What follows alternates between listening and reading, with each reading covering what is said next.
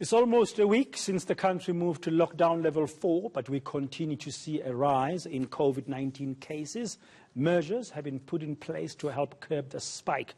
Leisure travel in and out of Gauteng is restricted. Mass gatherings are prohibited, and so is the sale of alcohol. But the country has recorded more than 21,000 cases in the past 24 hours, with Gauteng at just over 12,800 cases. There are also fears that other provinces might see a drastic surge in cases. Well, let's discuss this more now. We're joined by Professor Adrian Puren, Acting Executive Director of the National Institute for Communicable Diseases. Prof, good afternoon. Thank you very much for your time. Welcome to the Midday View here on ENCA.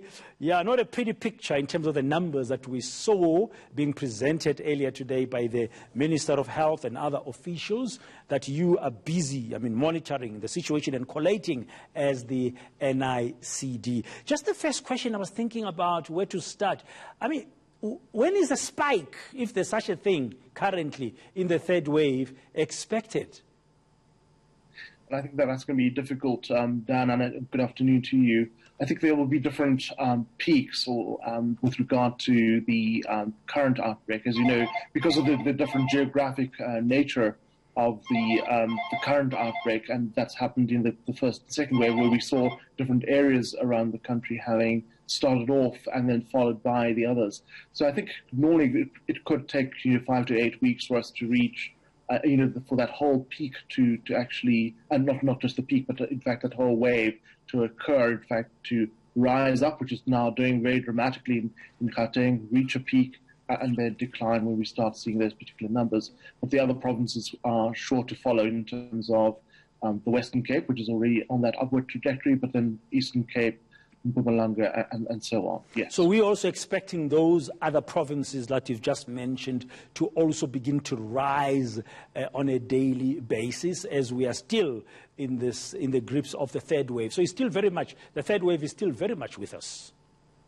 Absolutely. And as you know, we've released, together with various other organizations, the fact that the Delta variant is now a dominant variant in circulation. So we can just imagine, because remember now, since scenario planning, that Delta variant was not taken into account, although Gauteng certainly behaved very differently to the other provinces. So it's important now to consider the fact that we have this particular variant. It's a highly transmissible variant, therefore at least the numbers of cases will certainly go up. But by implication, it could well lead to greater numbers reaching our hospitals, filling our beds, high-capacity beds, ICUs. The need for oxygen will also therefore increase. So it's going to have particular effects around the current outbreaks in the different provinces that we really need to monitor. As the NICD, do you also monitor hospitalizations? You talk about the pressure now, and we heard earlier from the other health department authorities earlier today talking about, for example, Soweto's Chris Hani Baragwanath Hospital facing a lot of pressure when it comes to capacity. Do you, as the NICD, also monitor that average on a daily basis of how many people are currently getting hospitalized? Yes, so there is, if you go to the NICD website, there's a specific report called the DATCOV report. That DATCOV report provides information as to how many people are currently in our hospitals and in the different hospitals, both the public and the private sector, and also gives an indication of the numbers of beds that are currently occupied, as well as who is in the ICU, who's being oxygenated, and so forth. There's also, NICD is part of a modeling consortium, and this provides really key information for the various provinces based on their current hospital capacities as to what the likely trajectories will be based on the current numbers that are in what are you seeing? Yes. What are you seeing currently in terms of hospitalizations currently? So again, I think there's been marked increases, at least in Gauteng, and I think it will probably happen to the other provinces as well. So if there's a marked increase in bed utilization, therefore hospitalizations, ICU capacity. We've also seen an increase in mortality as well. And so we have these different grades or markers that tells us, we're really going into the orange or red zones. And this really helps the provinces in part of their capacity, to build up their particular capacity, or at least look around what is our capacity, in order to, if this trajectory continues in the way that it currently does. Yeah, and it looks like the level 4 lockdown restrictions, I mean, we're not even a week. I think the president spoke last Sunday, came a bit too late. Well, I don't want to comment on that specifically. I know that there was the readjusted level 3, for example, and then the readjusted level 4.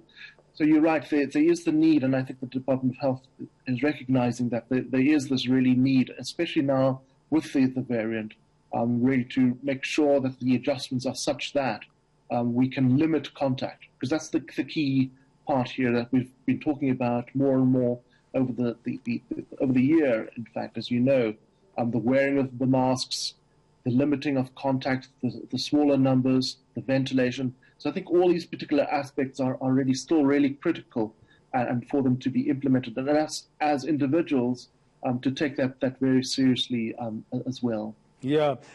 Is a possibility you can just share with our viewers, if the Delta variant is driving the current numbers we're seeing here in Gauteng, because you said it's a highly contagious variant and it's easily transmissible, the percentage was of the total numbers. I think Gauteng in the last 24 hours was about 12,800 odd.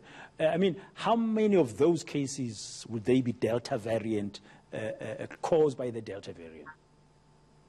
So our current thinking was probably about a week ago, that was about 79%, but because it's so highly transmissible, it's probably increasing. And as you saw in KwaZulu-Natal, I think it reached quite high values in the 80s or 90s in terms of percentage proportion. So I think it's really going to be, it's been remarkable actually to see how this variant started off at, I think, 5-6% a few weeks ago, and now we're sitting at 79% a week ago. If we do continuous monitoring, I'm sure that it's going to have displaced a multiple of the variants, including the variant, as you know, that caused the marked resurgence in the second wave.